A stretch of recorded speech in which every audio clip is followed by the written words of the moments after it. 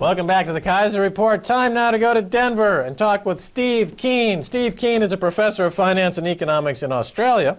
He's also the author of Debunking Economics and blogs at debtdeflation.com. Steve Keen, you're usually in Australia. Today you're in Denver. Welcome back to the Kaiser Report. Thanks, Max. It's great to be back on with you again. So what brings you to Denver?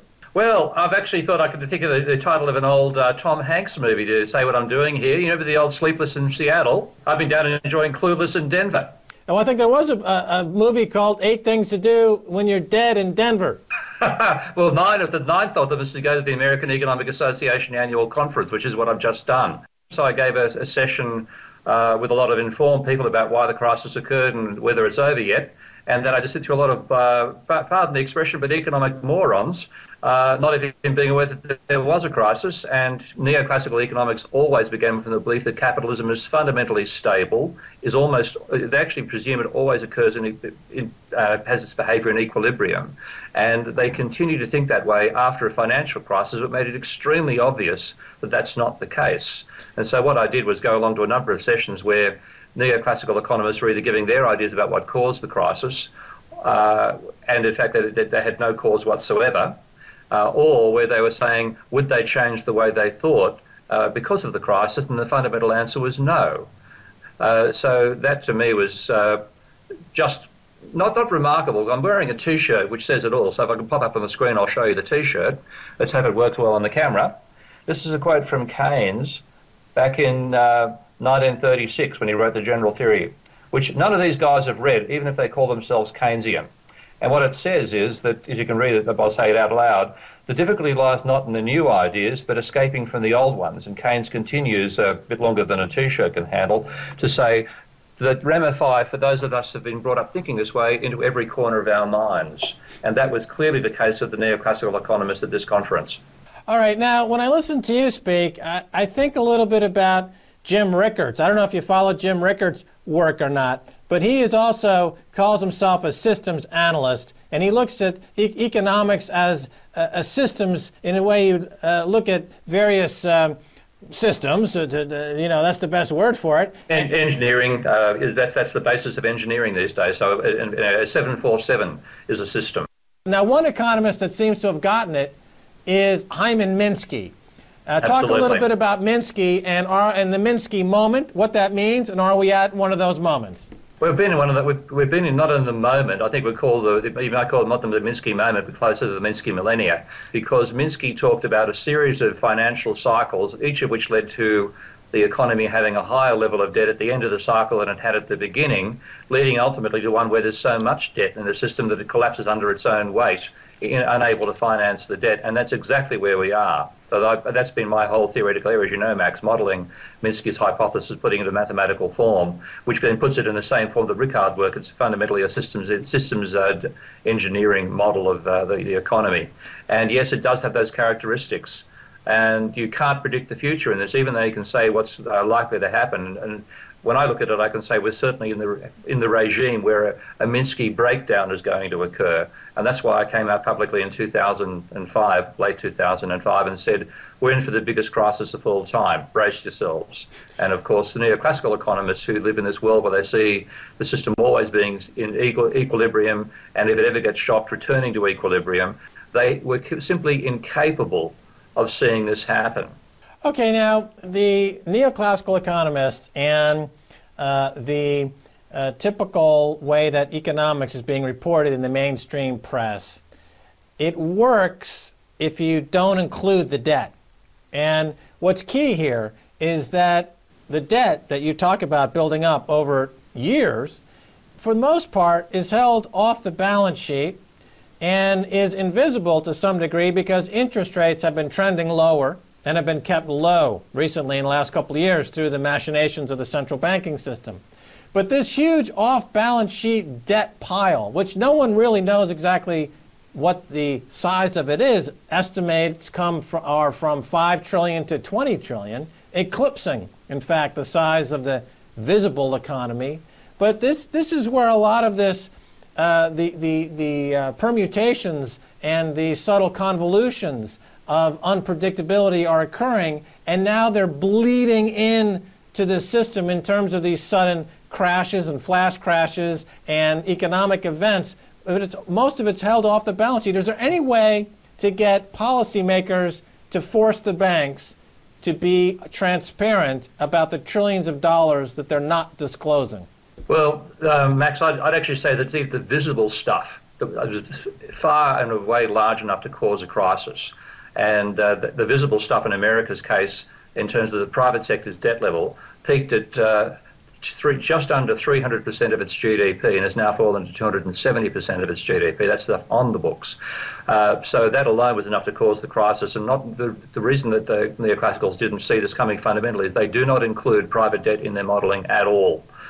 So they don't even have what they call an omitted variable problem. They haven't got the right variables in their equations, and their equations themselves are wrong. But that stuff off the balance books is vital because it's always worse than the recorded numbers. This is what people like Bill Black are brilliant at finding out. And you go back and do your forensics later, you find that there's so much lying and fraud going on, and fundamentally putting stuff off the balance sheets is legal fraud. That amplifies and makes the situation worse than the recorded numbers tell you. Now, the only way to get the banks to record that on the books is after the banks have already completely collapsed. And of course, if you keep on trying to prop the banks up, what they're doing is a bit like the situation of the Greek economy, which of course they were helped in their mendaciousness by Goldman Sachs. They are saying, oh, no, we're fine, this is our level of debt, we can cope with this. And of course, it's not their level of debt, they continue going down. You try to revive them based on what they're telling you is their problem. They continue collapsing, and only finally after they really collapse, you see just how much they're carrying. Of course, in the meantime, they've accumulated yet more debt. So by denying reality, which is I think they could call that the true profession of central bankers, by denying reality, you make the ultimate reality worse. Okay, so just to review, the actual debt in the U.S. is not the roughly almost 100% that they talk about when they raise the debt ceiling to $14 trillion, and this is equaling 1-to-1 the GDP, but it's closer to 400% if you include private debt, corporate debt. But I want to move on to Australia for a second. Now, when you look at things like the floods that are going on in Australia, Steve Keen, which are expected to cost billions of dollars as it shuts down the mining industry, what sort of impact does this have on a highly leveraged economy like Australia? When you're highly leveraged, you're very fragile, and therefore a simple shock that you could easily handle when you're in a robust situation becomes one that can knock you over the edge. Now, I'm not saying that the floods will do that, but I think it's looking like Australia's getting close to a perfect storm, because all the things that managed to make us shine through the crisis itself are now turning in the other direction. And the floods are really one of those classic exogenous events. Economists like to say that every cyclical movement, every deviation from equilibrium is caused by an exogenous event. That's nonsense. The system has endogenous instability to it. But of course, if you're endogenously unstable and you're near the edge, and then something truly exogenous like these floods, and because the floods weren't caused by the economy, come in and whack you, then bang, you can suddenly go from looking like a marathon athlete to being in intensive care. But certainly that could be, it's yet another factor which might make 2011 not the year of the antipodes. All right, just to check in on the Australian housing market, famously the housing market has resisted the global deflationary pressures that have sunk the housing market in the U.S. and other places because the government in Australia, of course, came in with a huge subsidy package to keep it afloat. And given the current stress now with the environmental impact, where are we in the housing in Australia market at this time? Is it still hanging in there, or has it started to turn, or is it going to shock everybody and just continue to go higher? No, it's started to turn. It's quite amusing watching the change in rhetoric by the property spruikers down here, or as they property, rather down there, since I'm currently in Denver. They're always saying house prices will always rise. Now they're starting to say, well, they might fall, they might not rise as quickly. The classic Irving Fisher, house prices reach what appears to be a permanently high plateau. That's pretty much summarising what they're saying. The stats are saying something different.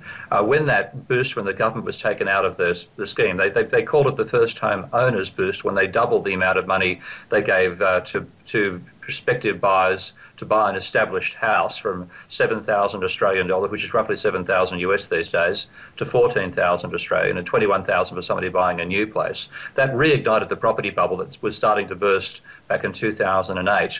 and house prices rose 20% pretty much in 1 year. And they're all saying, of course, there's no bubble. Well, the government helped cause the bubble, and of course the financial sector funded the bubble. So mortgage debt rose by another 6% of GDP to be even higher as a proportion of GDP than America. Now the prices are turning the other way. So the first quarter after the first-home vendors scheme, as I call it, because the vendors got the money, not the buyers.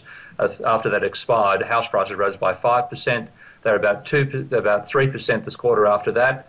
2% the last quarter, 0.1% up, and that's only because Melbourne was the city still had a bubble going on. The other capital cities in Australia all had negative, about -2%.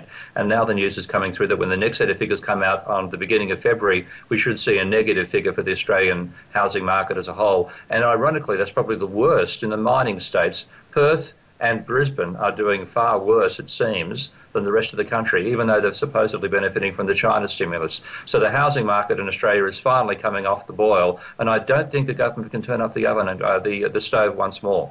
So in Australia, the environment is proving to folks that it's unpredictable, that environmental catastrophes happen in ways that you cannot fully be prepared for due to the fact that the environment is part of a huge unstable system. Now, in economics, and of course going back to Adam Smith, he drew a lot of his inspiration from observing nature when he wrote The Wealth of Nations and during the Enlightenment, which brought us neoclassical economics to begin with. It seems to have been ignored, but he looked at nature and he said systems need to be mimicked in a certain way. So they mimicked the systems, except the part about the fact that they're highly unpredictable because these are very fluid systems. So folks are in denial about the ecology. They're in denial about the economy. My last question is, if you were to do an arbitrage between denial in Australia and denial in America, now that you've been in Denver a little bit, where is the denial deepest about the ecological economic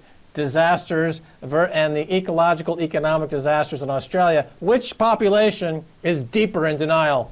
Oh, Australia, without a doubt. I mean, America is truly in a depression. Let's start calling it what it is, mate. As you and I both know, the real rate of unemployment in America is closer to 17% than it is to the recorded number, because when somebody stops looking for work, the U3 measure America publishes its actual unemployment rate drops them off the list. That's why they fell from 9.8 to 9.4% most recently.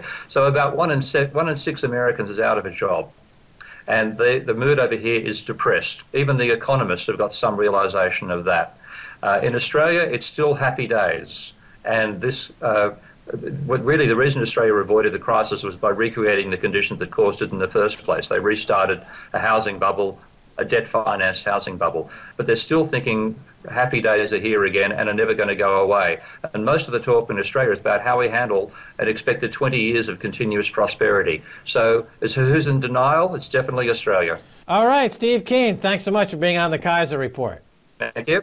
And that's going to do it for this edition of the Kaiser Report with me, Max Kaiser, and Stacey Herbert. I want to thank my guest, Steve Keen. If you want to send me an email, please do so at kaiserreport@rttv.ru. Until next time, this is Max Kaiser saying bye, y'all.